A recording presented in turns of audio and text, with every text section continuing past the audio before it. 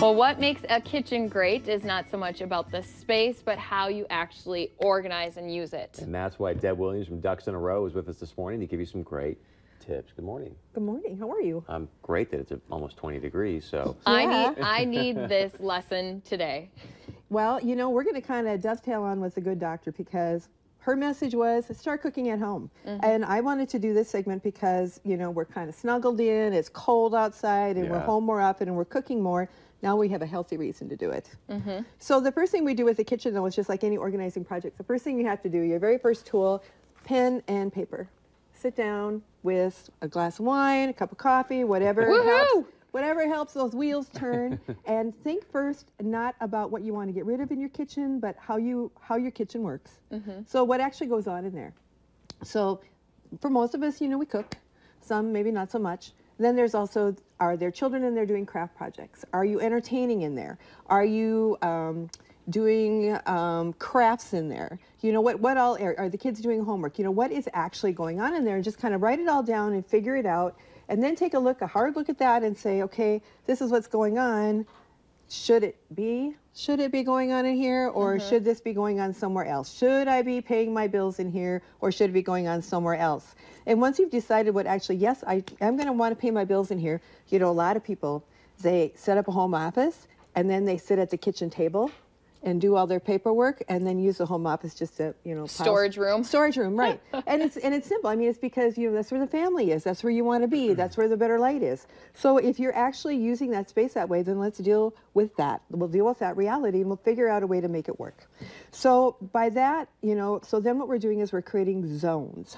So this is where I'm going to do my paperwork. This is where I'm going to have the kids sitting, and this is where I'm going to have my coffee prep area. And then we're going to probably have a cooking zone. Okay, so let's talk about that one most. So generally a cooking zone in a kitchen ends up being that stretch of counter between the stove and the sink.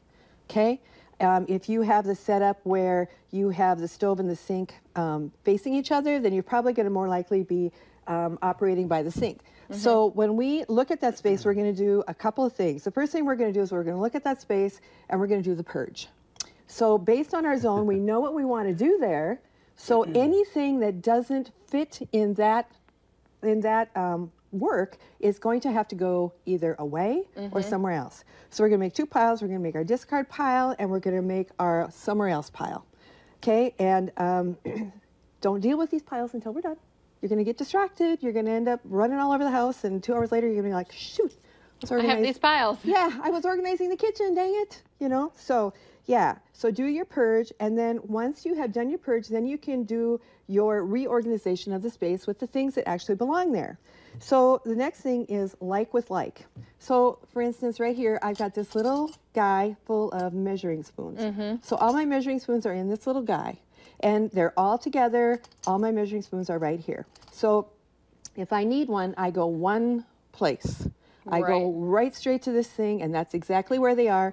And I know if it's not in here, it's in the dishwasher. Mine are scattered in a drawer with all of this, and then you got to scrape through it and try to find the right one. Yep. And you'll notice too that I have different sets in here because one set is not enough for me. Yep. So I'm not afraid of that. So, and I've got them all in this cute little container that I got at Target. Okay, so that's like with like. The next thing we do is access. So since I do use these every day, or every day that I cook, I have these sitting out on the counter because I don't want to have to open a drawer for them. I don't want to have to open a door for them. They are used so regularly that I want to expend 0 calories getting one of these, okay? And that's the way you want it to be. You want access. So think about this space as like a cockpit. Like a pilot in a cockpit never gets up and goes and gets something, right? He sits in his seat and everything he needs is right around him. That's what you need for your cook zone. You want everything you need right around you. What about the big appliances, though? Those should be hidden away, right? No. No? No. Oh. There, now we're going to have a bit of an exception to the rule, and that's why I brought this guy. So a lot of people, they don't like 2 things on their countertops. They don't like the big mixer because it's big. They don't like the big food processor, so they hide them. Whoops, there he goes. I should have given him a cough drop. Yeah. So So they put them away. But the problem with them is that when you do want to use them, they're too heavy to pick up and get out, and then you put them on the countertop. I mean, it's a big hassle. So there's one of two things. Either put it on the countertop so that you use it, or you might not need it at all. Right. Right. Get rid of it out of the house. Out of the house, completely. Now, there are some things, and this kind of goes with the access thing, some things that you don't use very often, like my Lefse grill, I use it once a year. That can be down in the basement. Right. Right. So it does not need to be in the kitchen.